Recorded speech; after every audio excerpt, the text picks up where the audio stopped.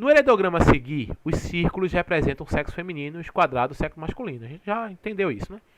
Os indivíduos com uma doença genética são marcados em preto. Beleza. Então esses indivíduos têm uma certa doença genética.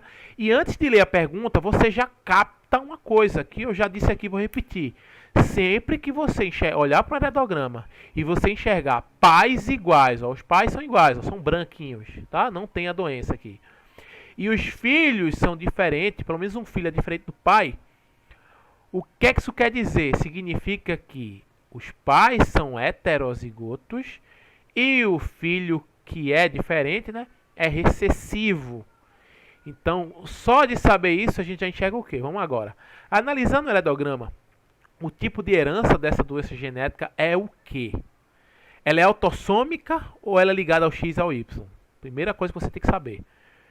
Quando você ficar entre essa dúvida, ou seja, o alelo está naqueles cromossomos autossômicos, que vai lá do par 1 até o par 22, ou o gene está ligado ao cromossomo X ou ao cromossomo Y, que é o par 23. Você olha para quantas pessoas estão afetadas e se elas são homens ou mulheres. Perceba, quantas pessoas estão afetadas? 2. E uma é homem e outra é mulher. Isso aqui é uma dica da questão para dizer que é autossômico. Por quê? Porque não tem diferença entre os sexos.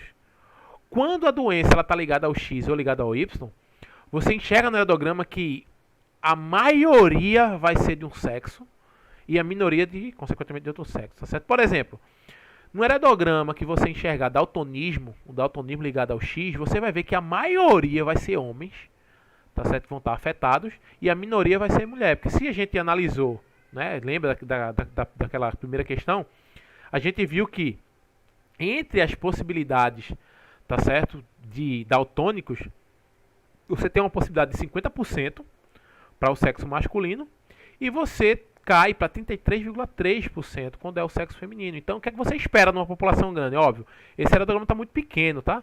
Mas ele está ajudando já dizendo isso, ó. Homem e mulher são afetados na mesma proporção. Então, é autossômico. Tá certo? Se fosse um heredograma bem grande, a gente enxergasse muitos homens, por exemplo, afetados e uma ou outra mulher afetada, aí você possivelmente ligaria o alerta para isso aqui. Então, ou é A ou é B. E aí você já mata a charada, né? Se os pais são heterozigotos e o filho é recessivo, quem está pintado, ou seja, a característica é recessiva. Letra B, marca aí sem medo de ser feliz.